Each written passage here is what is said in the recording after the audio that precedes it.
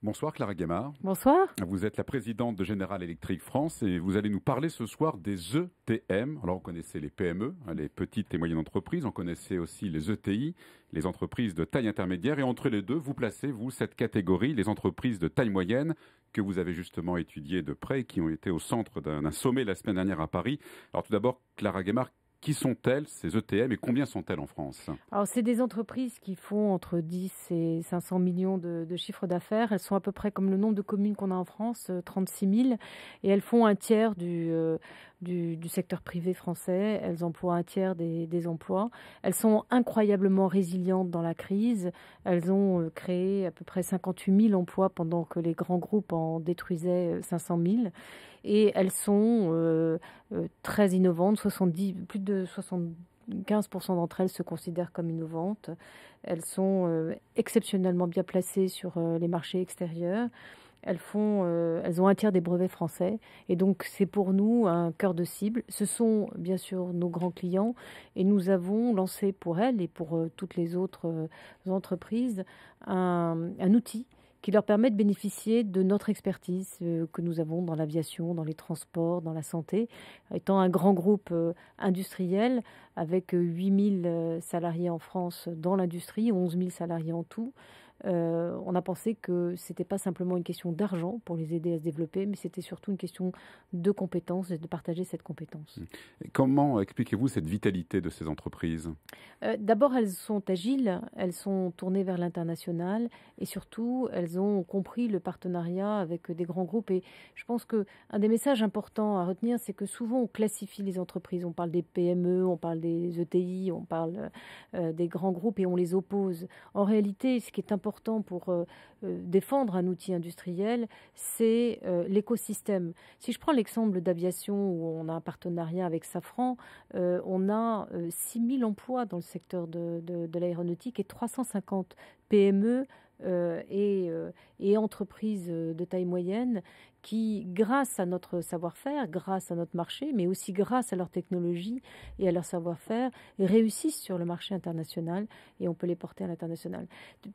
Ce qui est très intéressant dans cette étude, c'est qu'elle montre qu'on a un vivier qui est puissant, et qui ne demande qu'à se développer et se développer avec le partenariat avec les grands groupes comme les nôtres. Alors, est-ce que ces entreprises de taille intermédiaire sont l'avenir de la croissance qui reviendra bien un jour, de la fin du tunnel? Elles sont une grosse part de l'avenir de la croissance. Ce qu'il faut, c'est leur donner plus de souplesse, plus de flexibilité.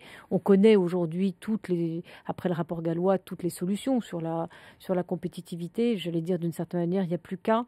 Ce qui est surtout vraiment important, c'est que on y aille de façon groupée et que les grands groupes comme les nôtres, qui sont enracinés dans le tissu français avec des grands sites de production, nous avons à cœur d'aider ces entreprises à être plus performantes sur le terrain.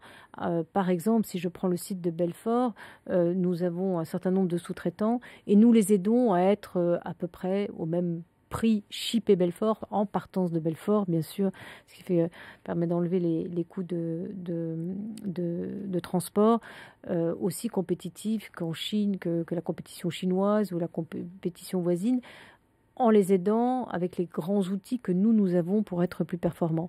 Bien sûr, ça ne veut pas dire qu'il ne faut pas améliorer la compétitivité française qui est à risque.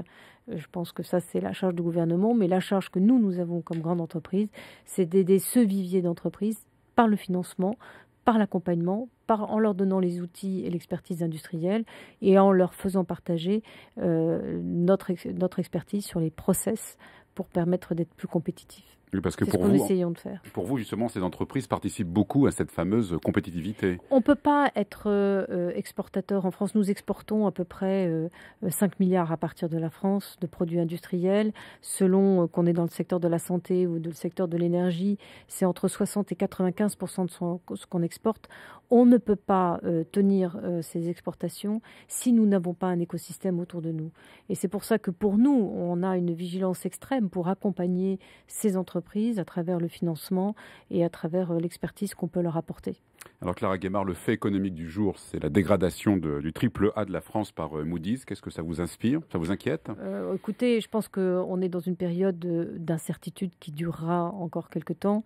Je pense qu'on ne peut pas espérer un retour à une croissance rapide en France avant au moins 18 mois, 2 ans, mais on peut reconstruire. C'est le sens de notre démarche, c'est le sens de cette analyse ici pour montrer qu'il faut s'appuyer aussi sur nos points forts, corriger nos points faibles. Après tout grand champion fait ça. Il s'appuie sur ses points forts et il corrige ses points faibles. Et c'est ce que nous voulons apporter avec notre pierre, nous, General Electric en France. Et vous, 2 ans, c'est à peu près le délai que vous estimez en tout cas? Je pense qu'on peut renouer de la croissance, mais de la croissance rapide. Il faut attendre qu'on ait résolu, qu'on ait fait les grandes réformes dont on a besoin, les grandes réformes structurelles dont on a besoin. Quand on regarde ce qui s'est passé dans les pays voisins, le pays comme l'Allemagne était le grand malade de l'Europe il y a 10 ans. Schröder a fait les réformes, ça a été très difficile pendant 2 ans et très vite, au bout de 2 ou 3 ans, la croissance a repris et de façon spectaculaire et durable. Même chose pour les pays scandinaves. Après tout, je ne vois pas pourquoi on ne pourrait pas faire la même chose. Vous êtes à la tête d'un grand groupe, on vous sent sereine et optimiste, non? Je pense que le monde est plein d'incertitudes, le monde est plein d'opportunités. Il y a une chose dont je suis absolument certaine, la seule chose dont je suis absolument certaine, c'est que le monde de demain appartiendra aux optimistes. Donc oui, je suis une optimiste. Merci Clara Guémard.